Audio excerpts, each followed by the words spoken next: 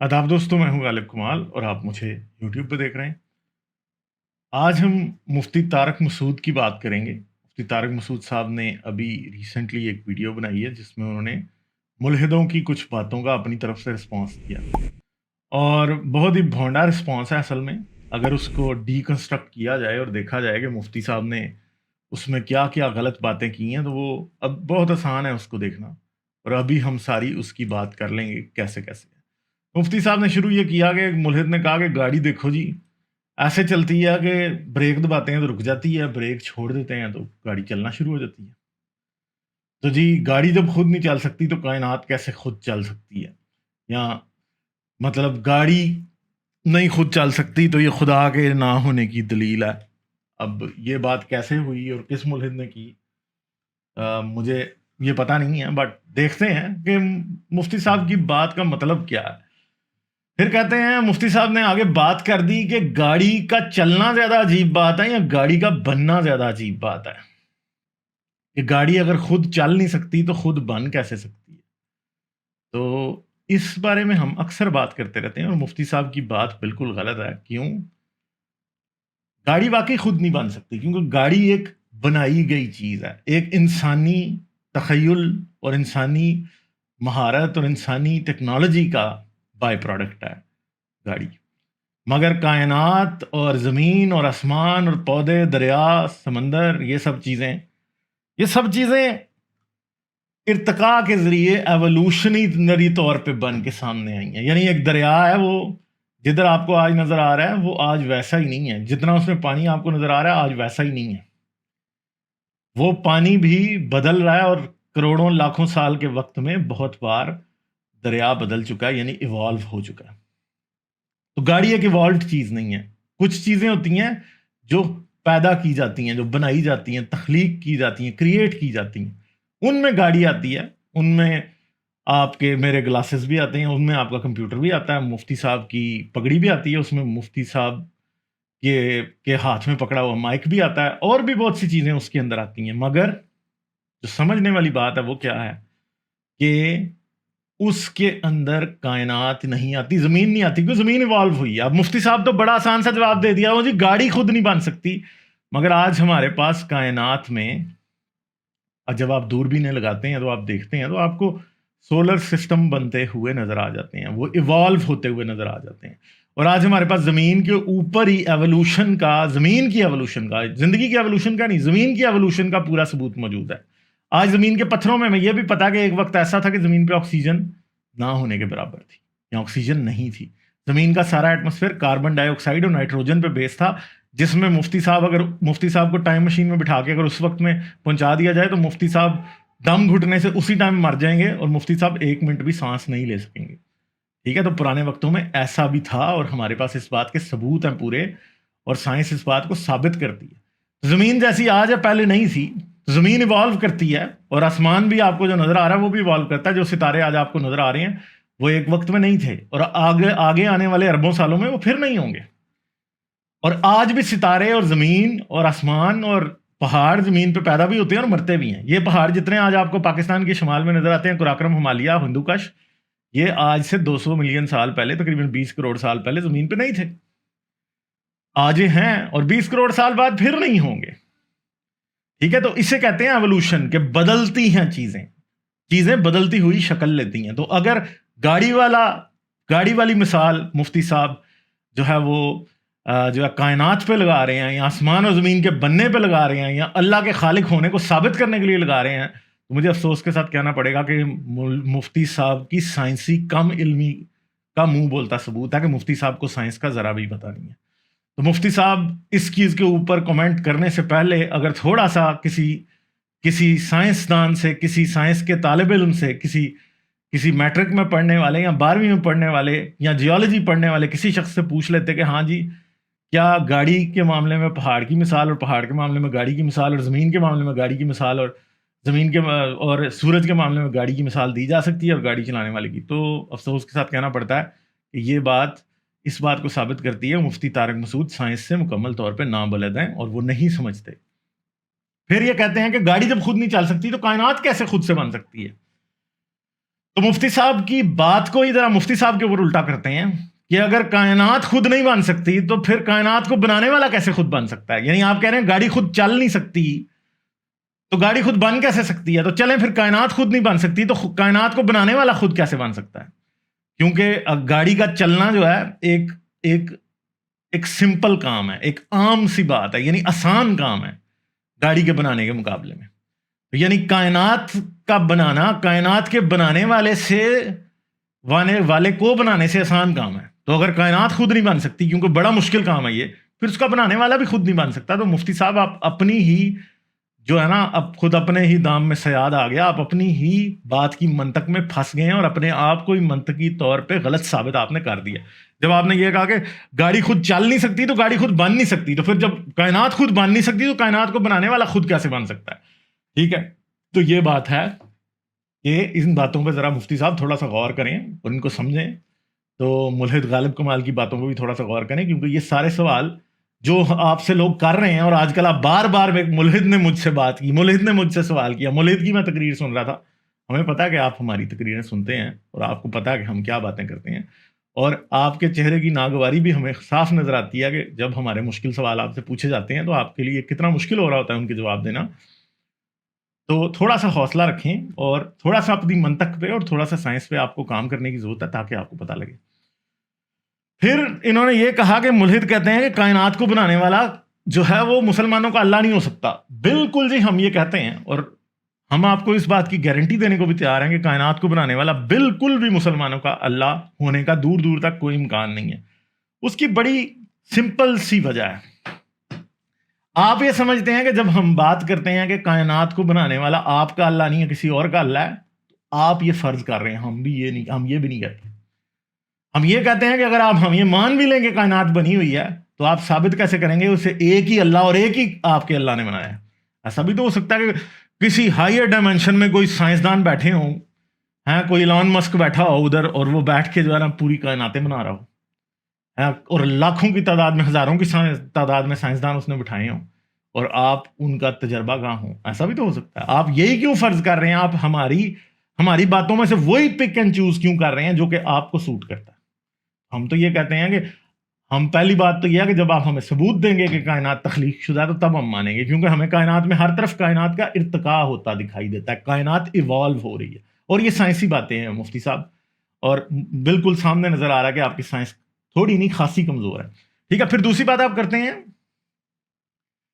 کہ قرآن، اللہ جو ہے وہ تو تورات انجیل اور قرآن میں اپنا انٹروڈکشن کرا رہا ہے بار بار. تو جی پہلی بات تو یہ ہے کہ قرآن میں اللہ اپنا انٹروڈکشن نہیں کرا رہا، محمد اپنے نیریٹو کے بارے میں جو کہ وہ کائنات سے متعلق رکھتے ہیں کہ اس کا کوئی بنانے والا ہے وہ بیان کر رہے ہیں. اور دوسری بات ہے تورات اور انجیل.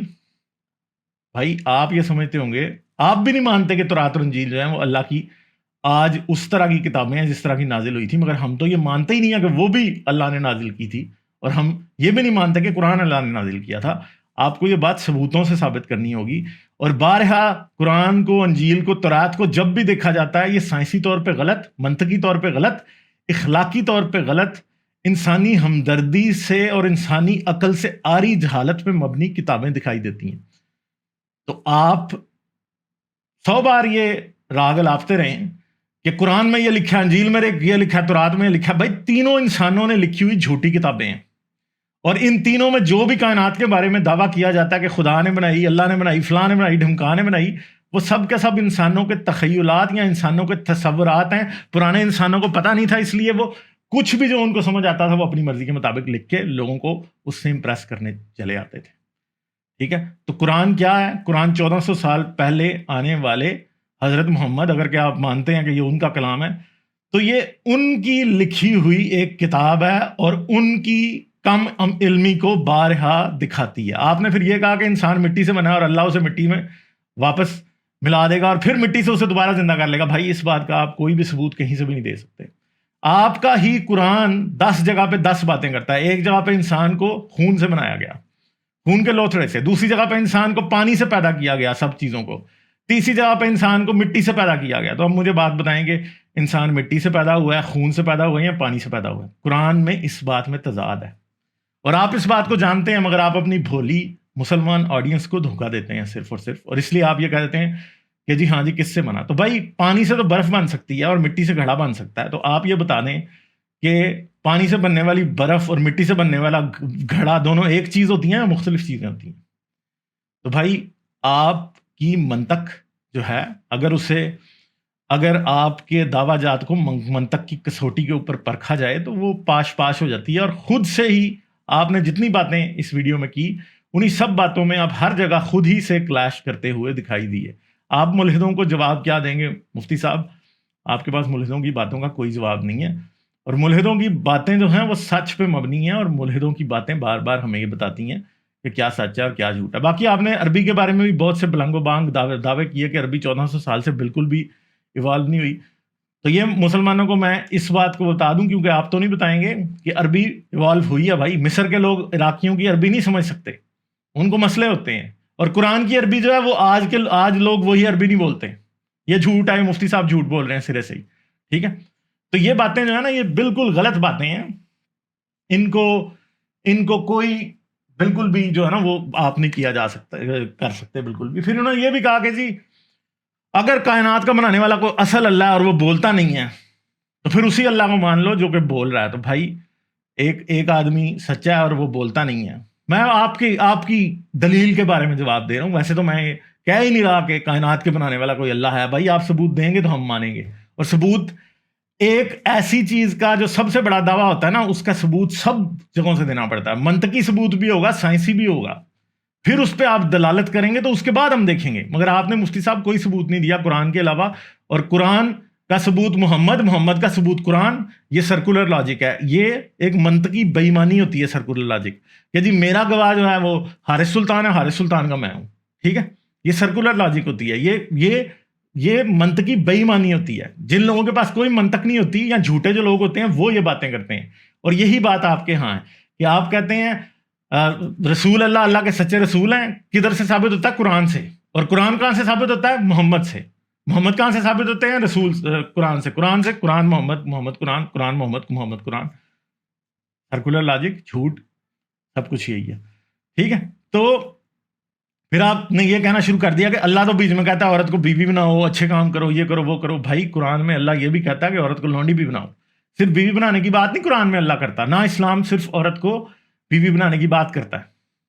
آپ گرل فرینڈ کہتے ہیں نا، تو بھائی گرل فرینڈ لونڈیوں سے بہت اچھی ہوتی ہے، اور گرل فرینڈ آج کل جس طرح کی بیویاں مسلمان بناتے ہیں اور پہلے جس طرح کی بناتے تھے اس سے بھی بہت بہتر ہوتی ہے، اس کی اپنی مرضی ہوتی ہے، مگر لونڈی کی تو کوئی مرضی نہیں ہوتی، ٹھیک ہے؟ آپ خرید لیں، اس کو بیچ دیں، اس کو جب چاہے بیچ دیں، اس کا جب چاہے ریپ کریں، اس کے پاس کوئی نو کہنے کا اختیار نہیں ہے، وہ پریگننٹ کریں اس کو، چاہے جو مرضی کریں، اس کے باپ بھائی بہن بھائی اس کا پورا خاندان چھوٹ جائے، آپ اسے جہاں مرضی بیچ دیں، آپ کی مرضی ہے، آپ اس کے مالک ہیں، آپ اس کے لیے خدا ہیں۔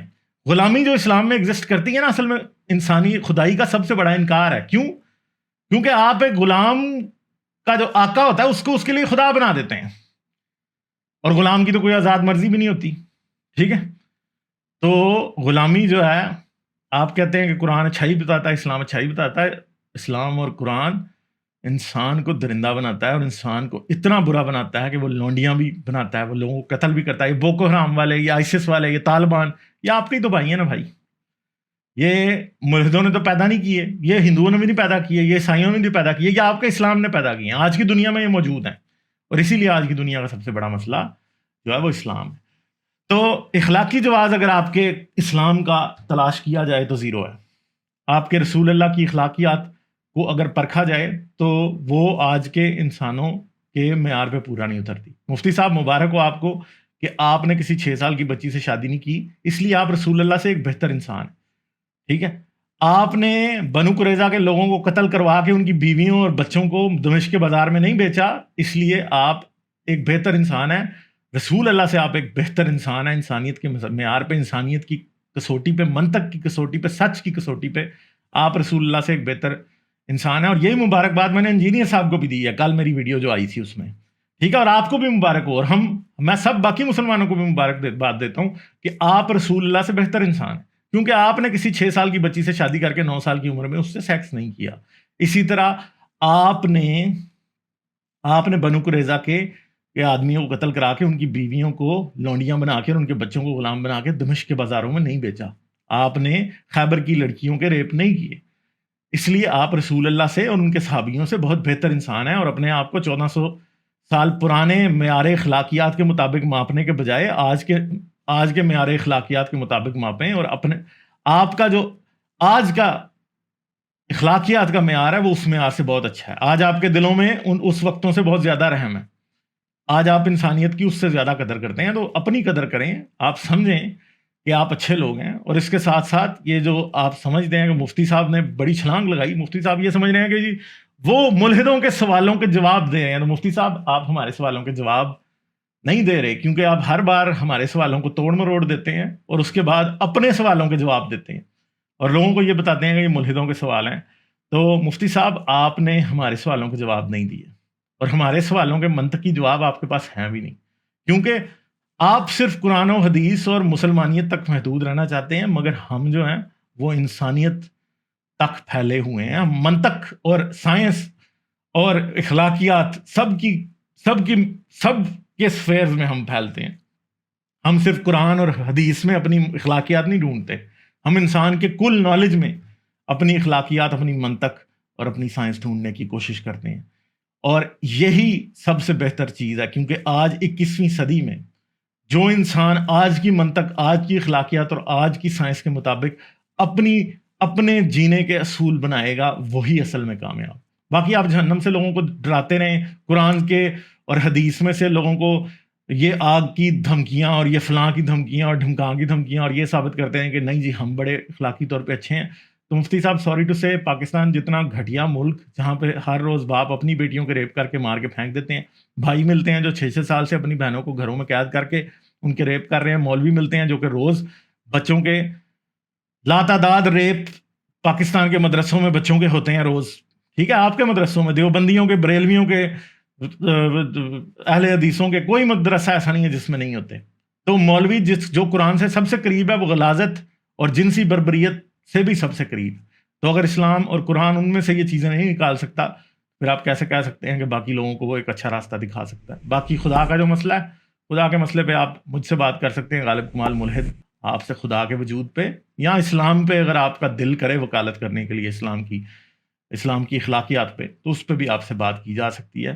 جب آپ چاہیں گے بات کرنا، ہم آپ سے بات کر لیں گے۔ تو جی چلیں جی، اپنا خیال رکھیں، بہت شکریہ، آداب۔ لائک، شیئر اور سبسکرائب کرنا مت بھولیں۔ اس کے ساتھ ساتھ آپ میرے چینل کو پیٹریون پر سپورٹ کر سکتے ہیں۔ پیٹریون کا لنک ویڈیو کی ڈسکرپشن میں ہے۔